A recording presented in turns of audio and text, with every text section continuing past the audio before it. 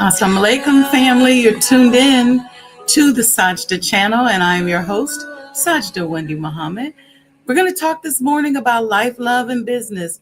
Put your questions in the chat, and we'll see you on the other side of a few short commercials and a beautiful prayer.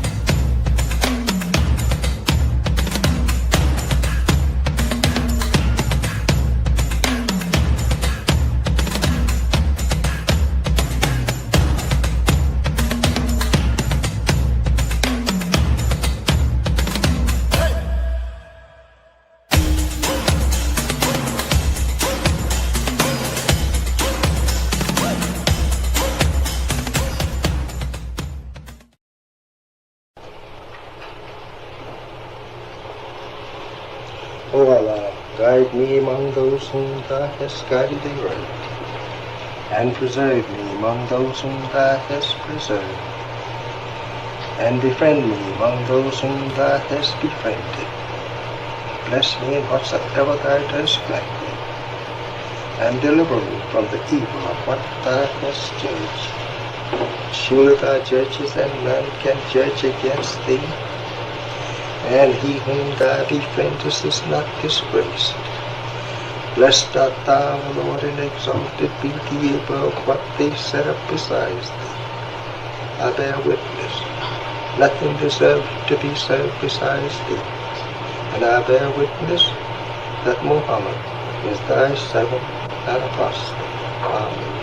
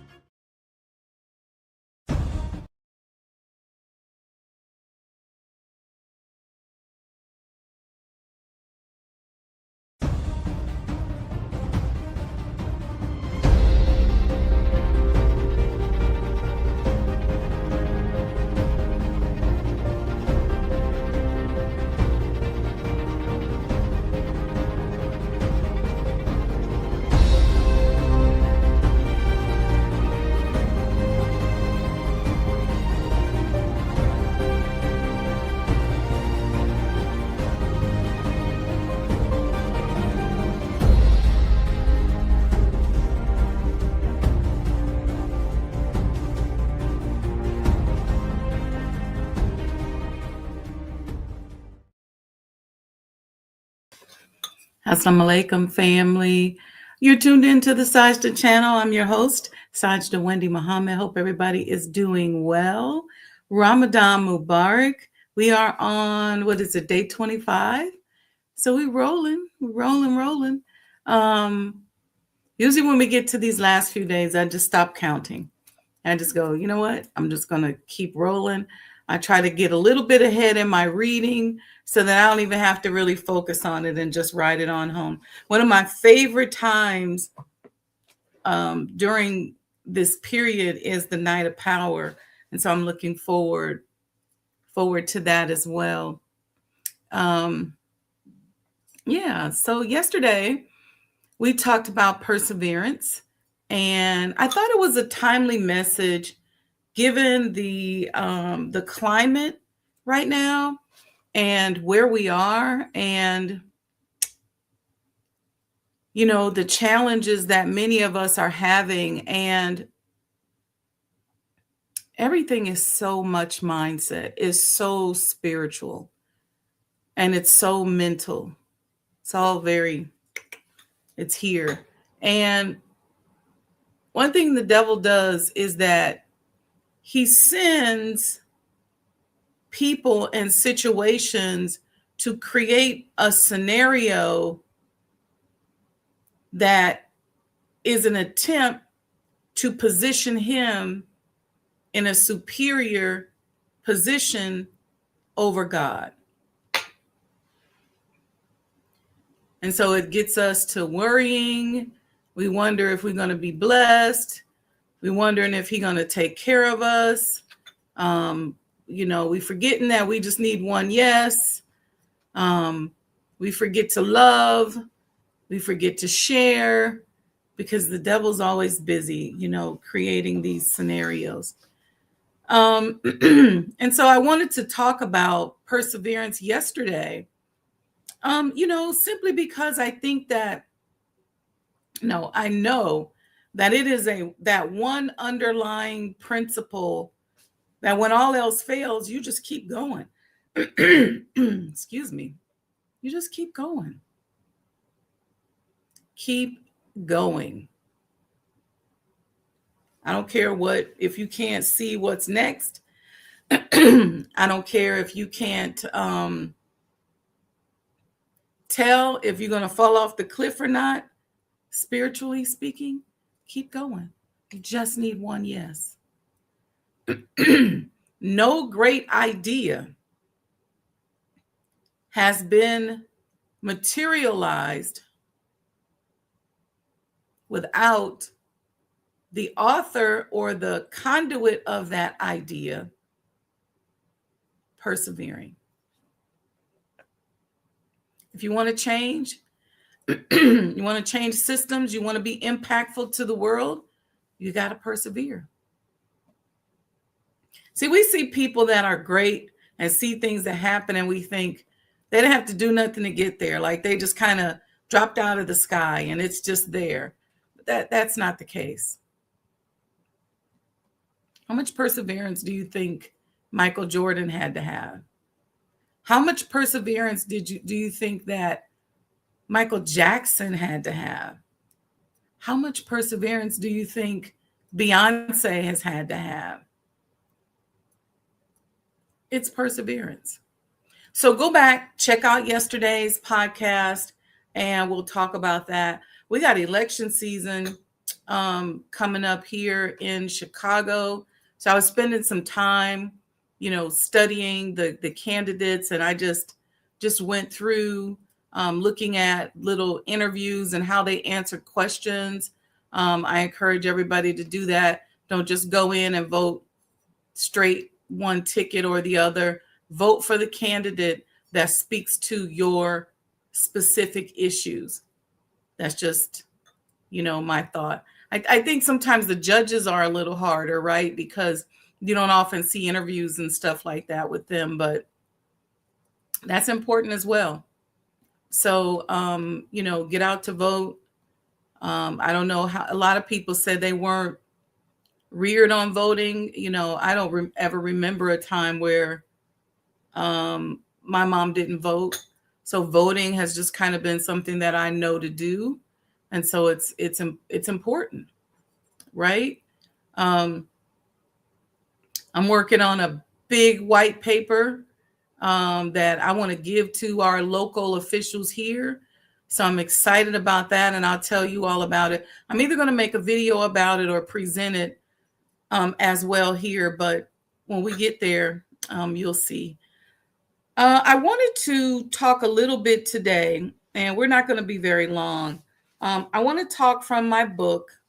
If you don't have a copy of the book, make sure you get it. Okay. Go to Art and Science of Business. Use this QR code right here. If you can, just point your phone to it. It's going to take you to the artandscienceofbusiness.com. You'll be able to buy one or both of my books.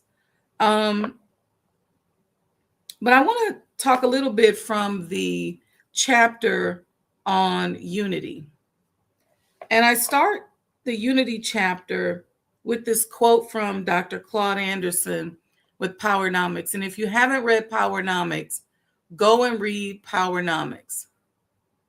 Okay? Group economics is the key, he says. Without practicing group economics, we cannot compete. Other groups practice it daily. We must pool our resources, support our own businesses, and build communities that can sustain us. So you'll hear a lot about us talking about creating these ecosystems, looking to support one another, especially, this is the other thing, especially when you're using somebody else's money. Some of us work at places and we got to organize banquets and dinners and things like that. There are some beautiful Black-owned spaces that are in beautiful neighborhoods. And even if it's not in a beautiful neighborhood, use it as an educational experience. If that's your job to plan the event, figure out if maybe you can take them to a particular restaurant. Look at the benefits of it. You'd be surprised at what that will do for a Black business owner. You're spending $20,000, go to a Black-owned restaurant. When I would organize dinners and events, I'm one of these corporate people. In my businesses, I celebrate everything.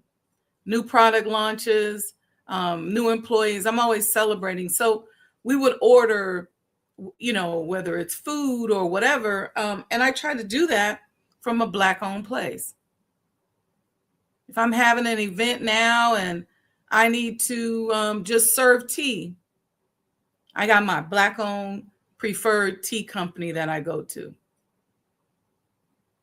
So it's just a matter of figuring out how to circulate that dollar so that it helps your brother or sister.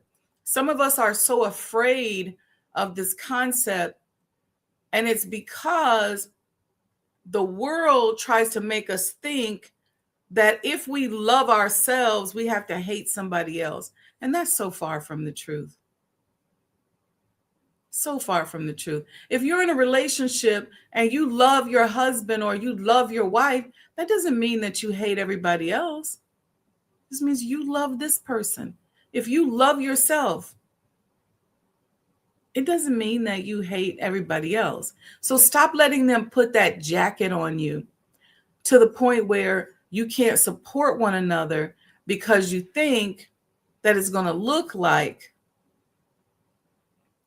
you don't like anybody else. There's also stigmas off the unity subject. Well, no, it's in the realm. When I talked about what I'm working on, there are a lot of stigmas attached to being truly spiritual and being a truly practicing your faith and being truly a believer. Okay. We talked about people being jealous of you because you're a believer. If you believe in something passionately, then you know what I'm talking about. But that stigma has held us back and prevented us from uniting. Because people who don't believe in what you believe, they're afraid of the stigma that is attached to being down with you. But I think if we put some measures in place, some protections in place, so that those that are builders and believers are not so readily attacked and impeded and quietly discriminated against, I think more people will be able to support and help. That's all I'm saying. I'm a little hint on that. The Honorable Elijah Muhammad told us that our unity is more powerful than an atomic bomb. We have to unite to create manufacturing in our community. The Honorable Minister Louis Farrakhan, in this great book, Torchlight for America, said that manufacturing is the bedrock of self-independence. Whoever's making stuff is the one who's going to control things. I remember the first time I went to China, and it was a trade mission. And so at the trade mission, we went to a lot of factories. We went to the Samsung battery plant. We went to all the Samsung manufacturing. We saw the solar motorcycles that they were putting together. It was an amazing. I'm sorry, that was in Korea. In China, we saw it was mainly healthcare. Oh, did y'all know? Let me tell you about these advances. And we saw some of this when we were in China. We saw them using stem cells to cure diabetes. I just learned yesterday that they're using silk from spiders to repair nerve damage. That's powerful. And so they've already tested it on male ED. They've tested it on ocular nerve damage, because a lot of people that have diabetes, they have nerve damage that impacts their sight.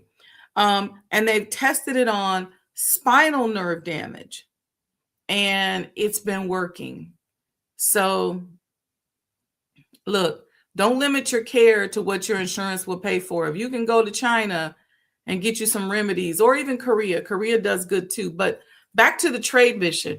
So the trade mission was in Asia. So we went to China, and then we also were in Korea. But the first time I went to Asia, I won't just call it China. First time I went to Asia, we saw those plants.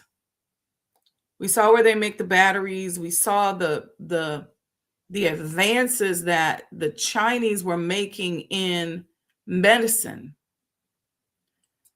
We saw their surgical suites and the equipment and the level of unity and dedication.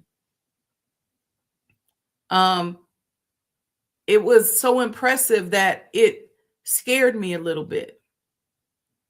And I was like, wow, if the minister says in Torchlight for America, a lot of people don't know about this book. We're going to do some shows on this book. And I've been working on updating some of the data here.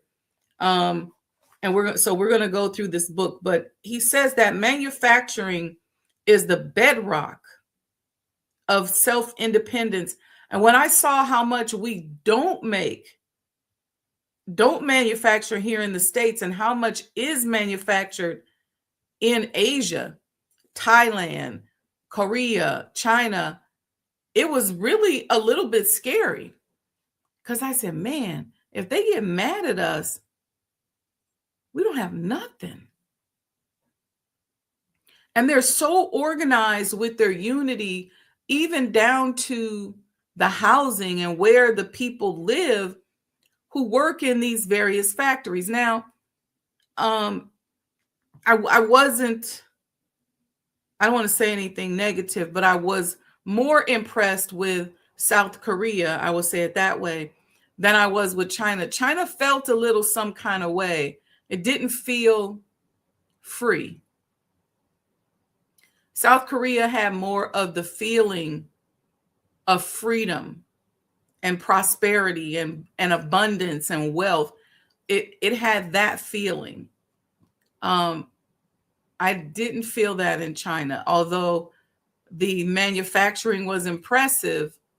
I just didn't. And I didn't feel like, let me look at some of these techniques and bring it back here to the States, because it just didn't feel something about it. There was something in the energy there, but the South Korean, the energy was absolutely beautiful. If you know anything about South Koreans, very ceremonial. So lots of music, lots of dancing, lots of hospitality, very, very, very friendly. It's easy to figure things out because even all the street signs are written in Korean and English. So it makes the language a little easier to pick up. And so that could have been why I felt a different energy. I don't know, but I didn't feel that in China. My point being is that watching that massive level of unity was something I had never seen before.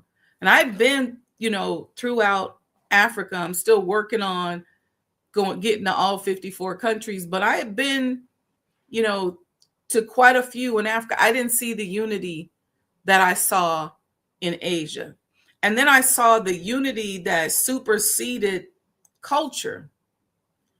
And I was able to ask about that when we got to Korea, because when they picked us up, when we got to the airport in Seoul, the travel guide said, we'll give you guys a couple hours to wash the china off of you. And I was like, that's a little shady, but it is kind of, the pollution is real gritty and stuff. So I did feel like I needed a shower. But I later asked one of the tour guides about, not only about that statement, but just about the concept of unity. Because, in some other countries, when you travel, certain concepts they're not familiar with. It's like when you go to Africa, your defense mechanisms related to race issues kind of melt away. And it can be quite deceiving because the colonizers are very much organizers in Africa. But for that little bit of intensity that we feel, that we live with on a day-to-day basis, you drop that. It really helps you function a little bit better. So I was concerned about asking that question, but I asked it anyway. And I'll paraphrase, but I said something to her about, are you guys united across the region? Like, do you like each other? Do you work together? I said, because in America, some of us are so devoid of knowledge that we lump you all together. We call everybody Chinese or everybody Asian. We don't even consider if they're Vietnamese, Korean, Filipino, Thai, China, whatever. We don't distinguish all the time. And she said something that I thought was very powerful. And she said to me, she said, obviously, when we're in our own countries, we don't see one another. Obviously, we don't necessarily deal with one another. And there are differences. And we know how to tell each other apart, she joked. And she said, but when it comes to our presentation on a world stage, we're united. Yeah. They may have a beef, but when they do their presentation, they're united. And I think that that's powerful. So we may not all get along with one another. We may not all even like each other, but learning to unite around a common cause is something that we have to mature to.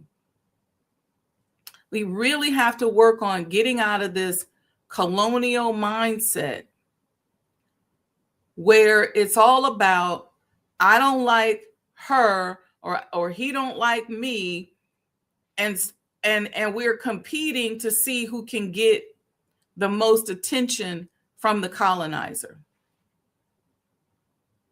Because that's really all it is. When you see people in the business world that say, oh, I don't mess with Muslims, or I don't mess with Black people, or I don't mess with Christians, and we package each other up and put each other in all these different boxes.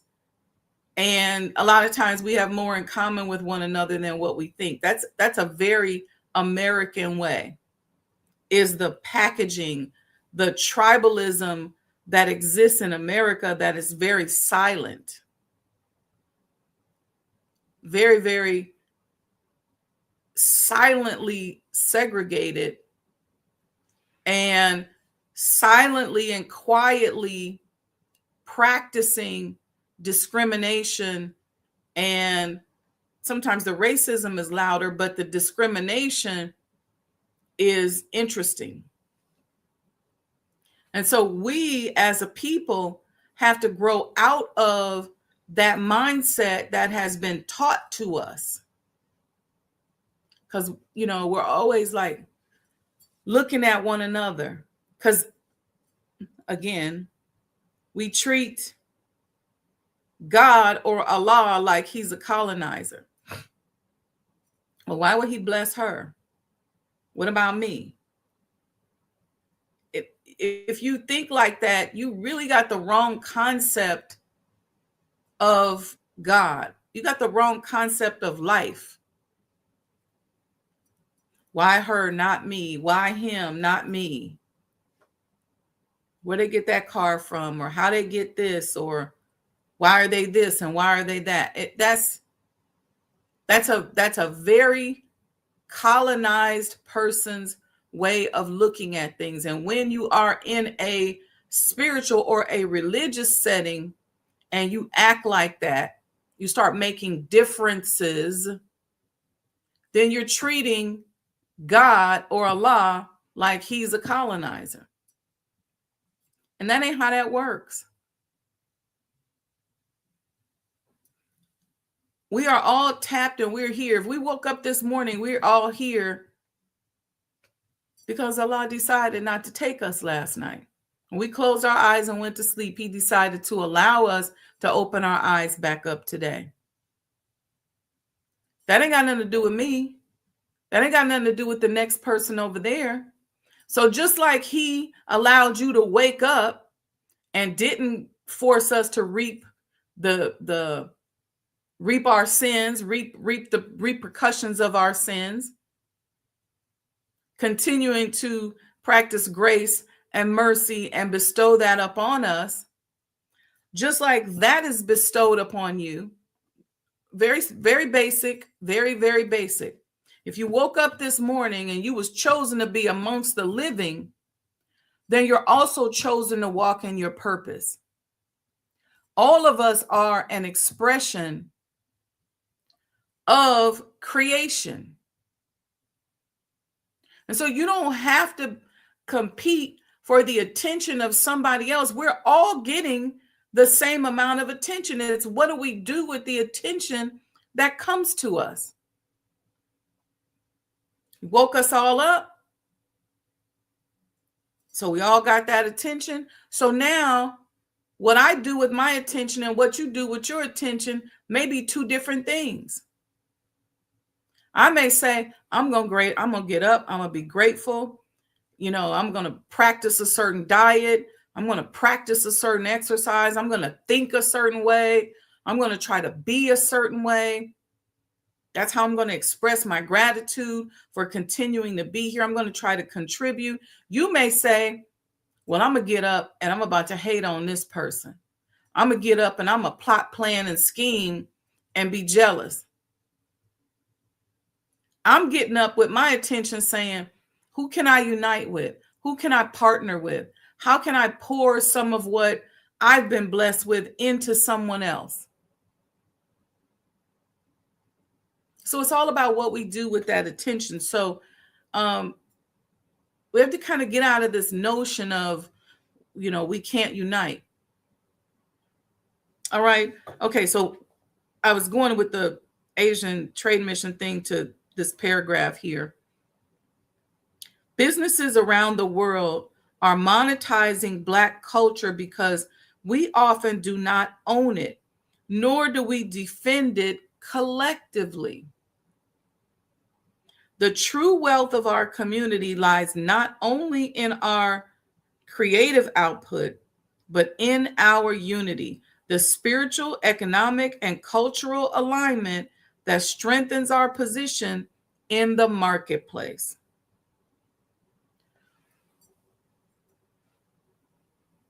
We as Black people here in America, our suffering has produced, and it's not just the suffering, but wrapped up in the suffering, plus I would dare to say an anointing has allowed us to create culture that is massively influential.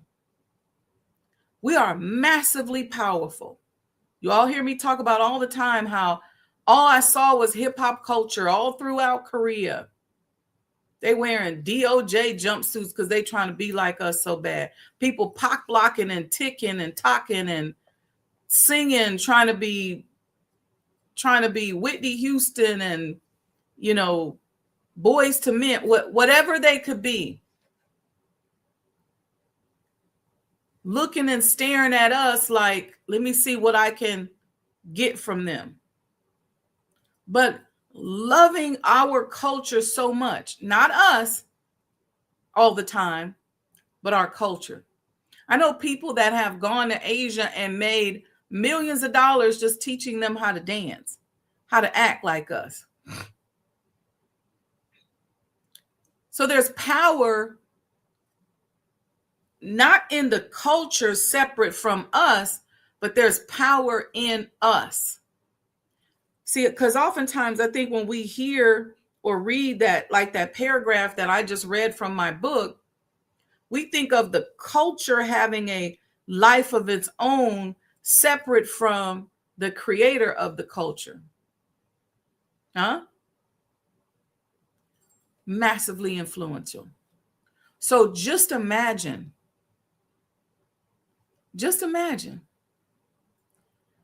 if our unity became so contagious, how would that change the world?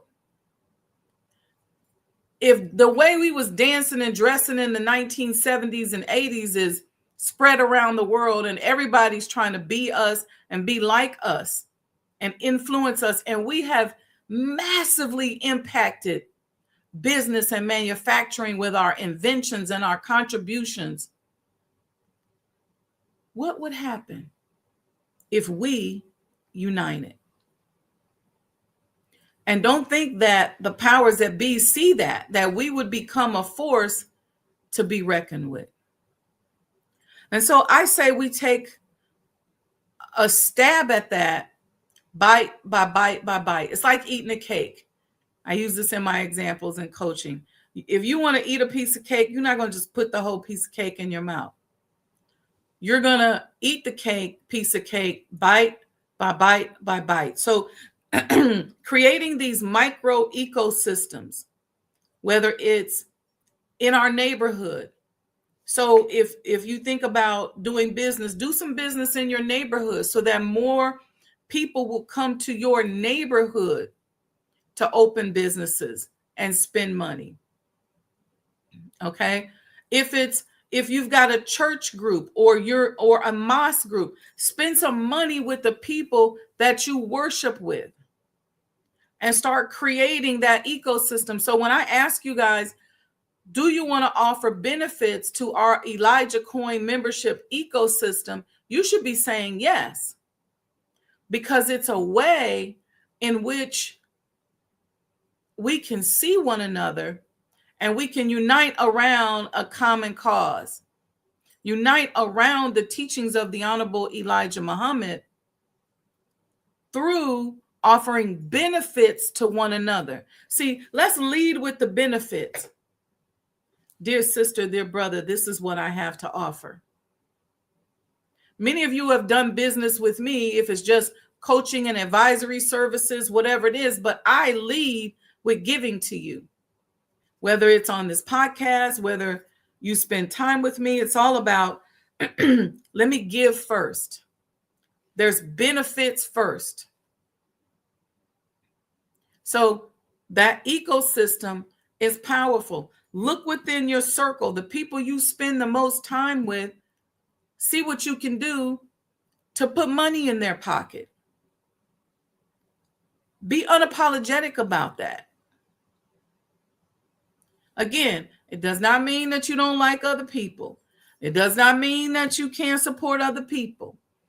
It doesn't mean that. It means that we are taking an active role and not a passive role in supporting and looking out for one another. A brother called me the other day and he said he's working on a project and he needed $50 to support the project. I just cash apped him right on the phone. Why? And he sent me some songs. I don't really care if the songs are good or not. I want to support. I want to support my ecosystem.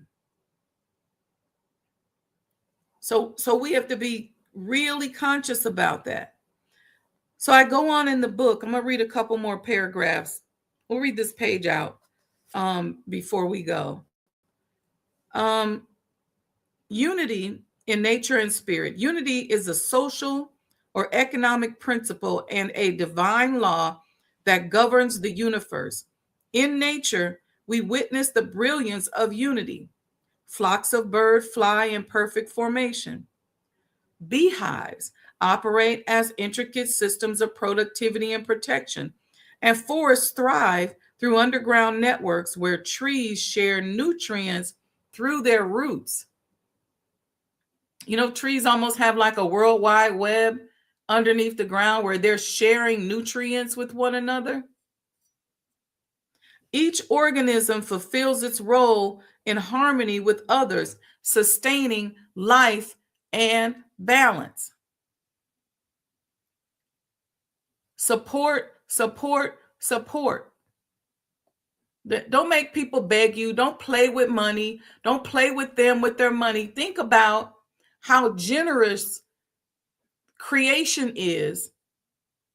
And if you were a tree and you have roots in the ground, you get to share the nutrients from your other fellow trees, even if you don't know them. I think it's in the Criterion where the Honorable Minister Louis Farrakhan tells us about using nature and modeling nature when it comes to how we operate, how we move, how we do business. That part of it is my interpretation. The Holy Quran reinforces this sacred structure in Surah Al-Anbiya. Indeed, this, your religion, is one religion, and I am your Lord, so worship me. Unity is foundational in Islam. We cannot say that we're practicing Islam if we are not united. You just can't.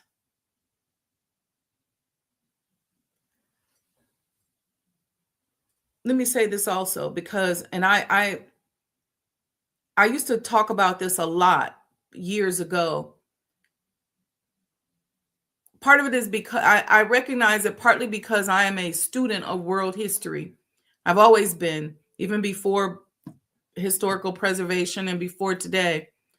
And even as a young adult, teaching courses and teaching classes, I've always explained to people that each culture puts their cultural nuances into their spiritual or religious practices.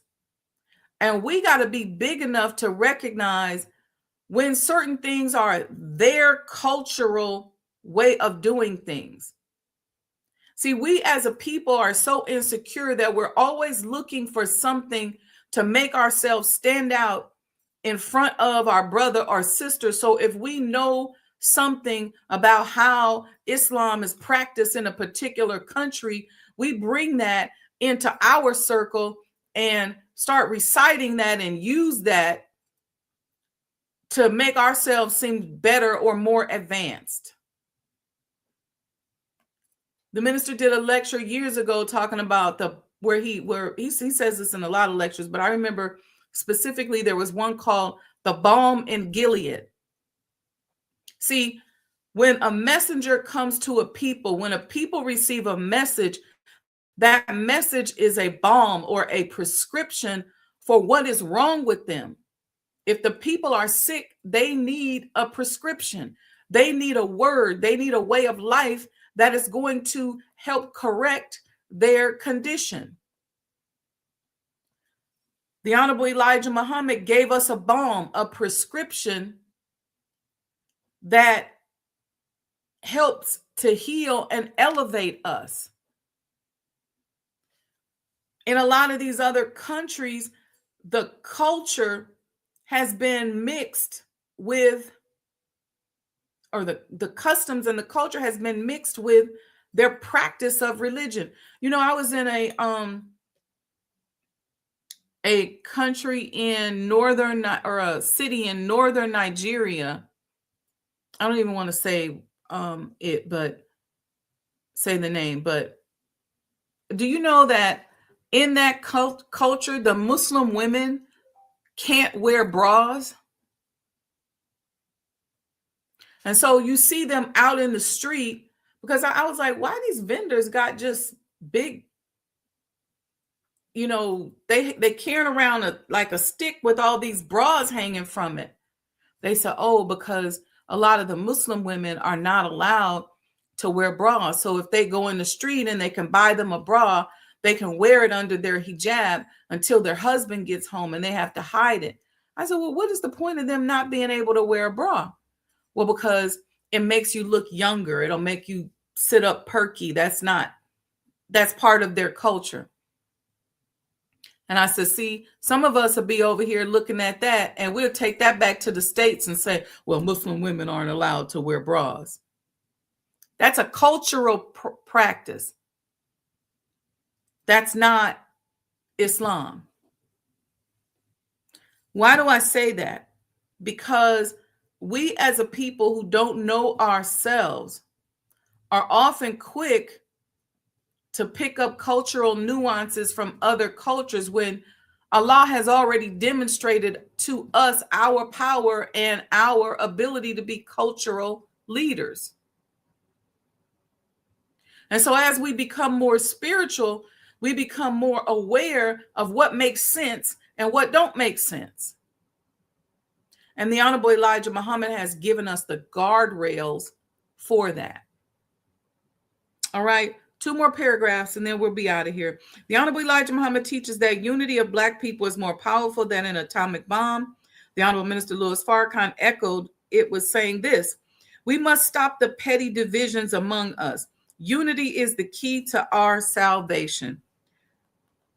Then I close quote. Just as unity is nature's engine, it is also the catalyst for divine transformation among human beings.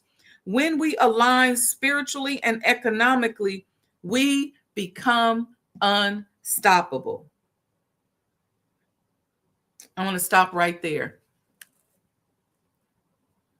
I didn't necessarily plan this out today, but my spirit is to just get us to love each other more and start with the smaller ecosystem.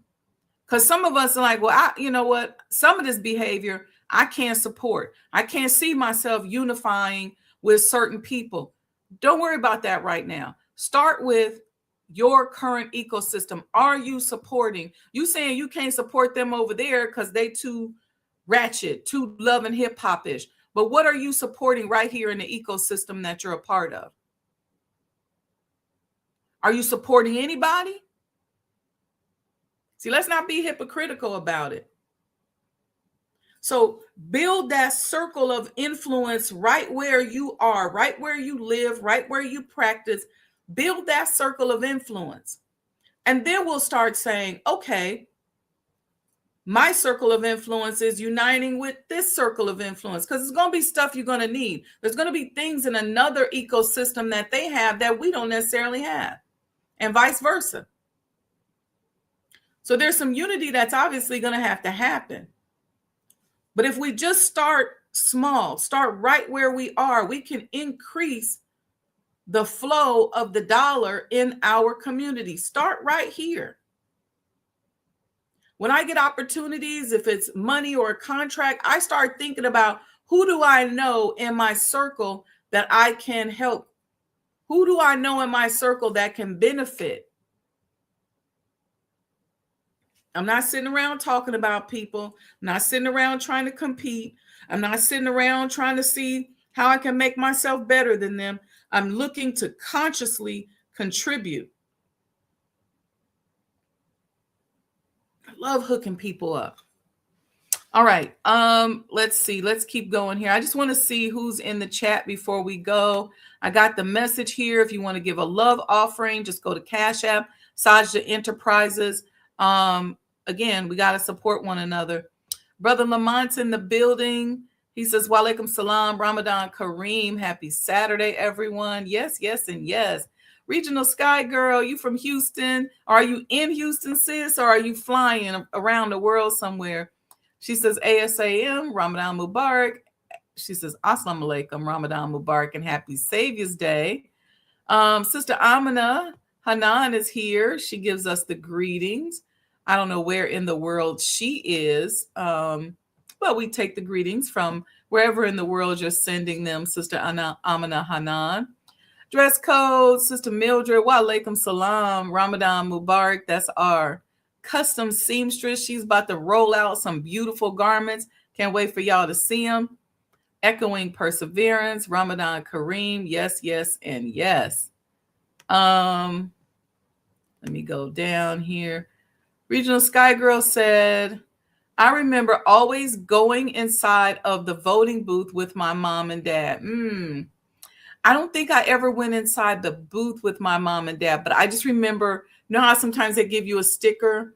Or I remember how mom would drop us off at school and go vote and then go to work. Or, you know, I just remember that.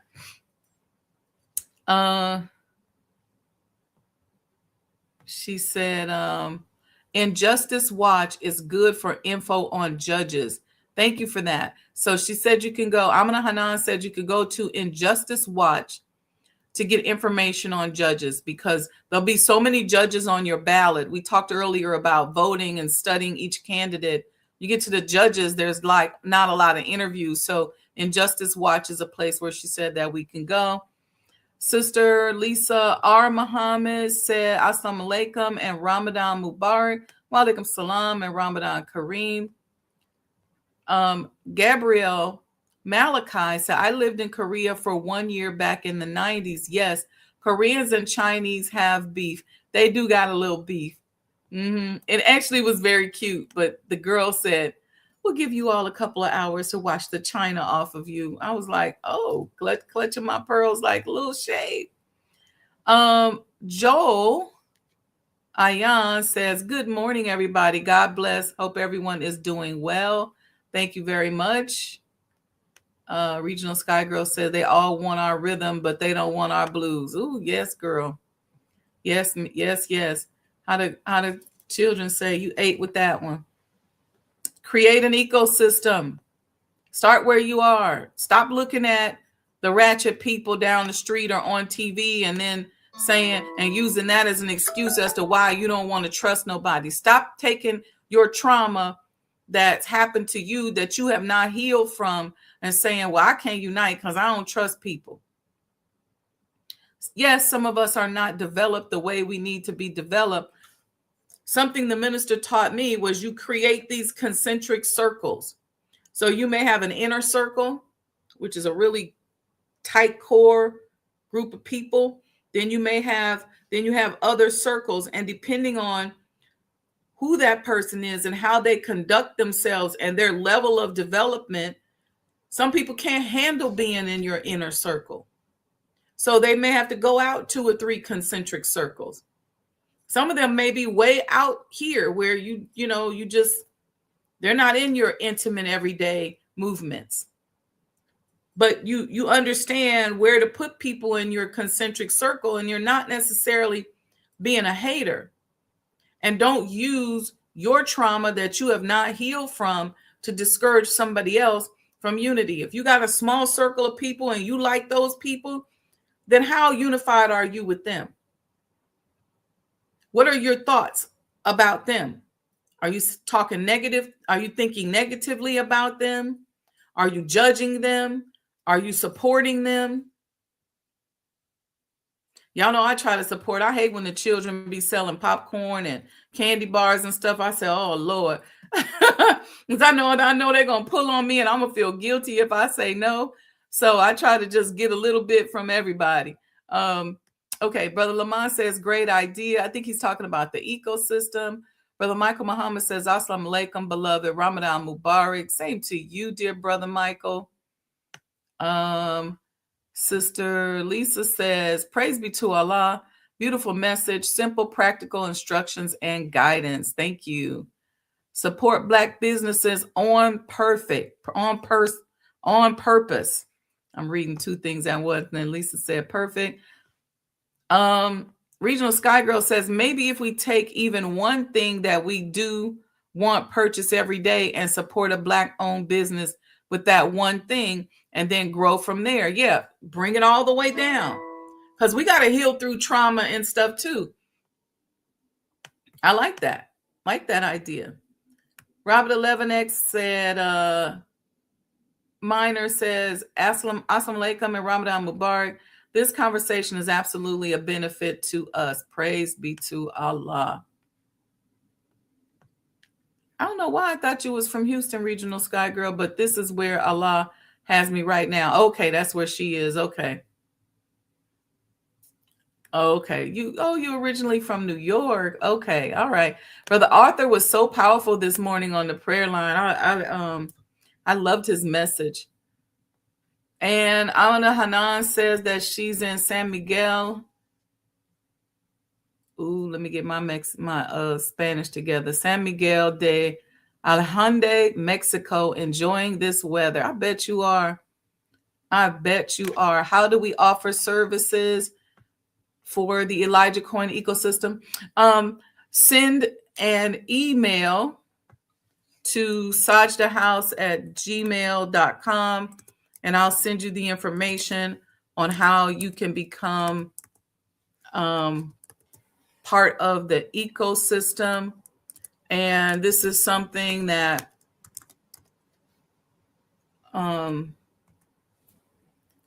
extends beyond, even the museum. Us creating this ecosystem, us doing what the Honorable Elijah Muhammad wanted us to do, and that is to unite economically and to do for self. All right. So thank you, family. Love you. Appreciate you. Thank you for joining today. Thank you for taking your time out. We have a lot of viewers. A lot of people view the show live or they view afterwards, but they don't all like and subscribe. So it would be great if you all would like and subscribe. That will really help. And if you don't, we ain't worried about that anyway. And I don't mean that as shade to you. I mean shade to anybody looking at the numbers. We know the impact. I'll be honest with you. I can rarely go anywhere nowadays where people don't say, love the show, love the show, love the show. And I pray that we're adding value. I got a couple of guests that I'm working on. And this particular guest, we may do an evening show like on a Thursday. So stay tuned for that. It might be Sajdah Coffee Talk Evening Edition. That's cool, right? Evening edition. All right, family. May Allah bless you. I'm sending you all good energy. I pray that whatever your hand touches grows and expands. I pray that you get that one yes today that you've been waiting for. I pray that somebody loves you unconditionally and sees you in a manner in which Allah sees you. I pray that you are safe, that you are healthy, and send you good energy. And if I could just give it to you and package it up and mail it to you, I would. So I'm going to just give it to you with my words if I can. And I pray that Allah answers my prayer to be his conduit and show the world, be an example of showing the world that he is present. All right, family. Love you all. Love, love, love you. Support Cash App Sajdah Enterprises. And there's more information to come. We've been just kind of working silently during Ramadan and Savior's Day, and it's a lot going on. And but after next week, you guys are going to see a lot. Let me see. We got a bunch of comments left. Yes, definitely will share. I'm working on that guest. This is going to be a very powerful, powerful show. All right. May Allah bless you. Grab the book, Art and Science of Business, and we will see you all, inshallah. I'll play some reruns next week and, put them up here on Facebook so you can just be reminded of some of the shows. I did reruns of the Women of the Bible series because I got irritated when a brother was trying to tell me that one of the, I don't know, he said something about Hagar. And I was like, man, Hagar did her thing. And I've been Hagar. I've been running to and fro. I'm the Queen of Sheba now. Okay. Give me the wealth, give me the riches so I can help support my people. That don't reduce me to suffering and living in a barn or running to and fro looking for food and water and it's right up under my feet. I'm honored, but that's done. That's been done. Let's forge a new way, a new example. So I re-showed the Women of the Bible series, and in that Women of the Bible series, I focused on women who were enterprising and traders and things like that. The only person I didn't include was Queen Amina, which I need to go back and do something because she's one of my favorite historical characters. But otherwise, go back and check it out. May Allah bless each and every one of you once again, and have a beautiful and happy Saturday. Assalamu alaikum.